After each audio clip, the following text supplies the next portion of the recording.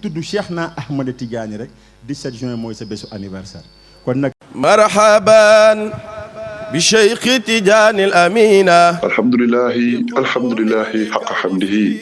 salaamu aleykum wa rahmatullahi taala wa barakaatu.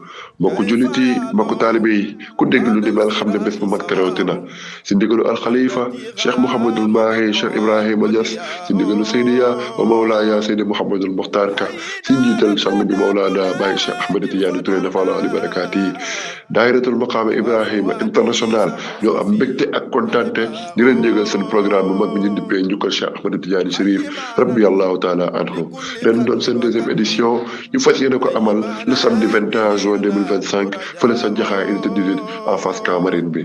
programme bi incha allah seree nañ ko bu 18h30 jotee ñu def mise en place su timis bi jotee ñu julli toftal ci wasifa incha allah buñ noppee ci loolu ñu dugg ci programme bi ak si karsi buñ demee 23h30 ñu dugg ci waxtaan bi taataan dëgg-dëgg kan moo Cheikh Ahmed Tidiane Chérif rabbi allah taala anhu. xam nga lu ma samp man huwa Seydi Ahmada Tidiane kan mooy Cheikh Tidiane. man la huwa Cheikh Ahmed Tidiane Chérif rabiyallahu taala anhu. kon bu ko defee ñu ngi ñaan bu ko kenn wuute yàlla may ñu yegg ci jàmm tal ko te fekkee ko barke Cheikh Ahmed Tidiane Chérif rabiyallahu taala anhu. maa ngi wax ne su fekkee benn yootaa bëgg naa ko Seydi Ahmada Tidiane ku teew ci jotaay bi yal na yàlla yéwénal mbiram. wassalaamu aleykum wa rahmatullahi taala wa barakatuh. صاف وادي سبو ففي إحباء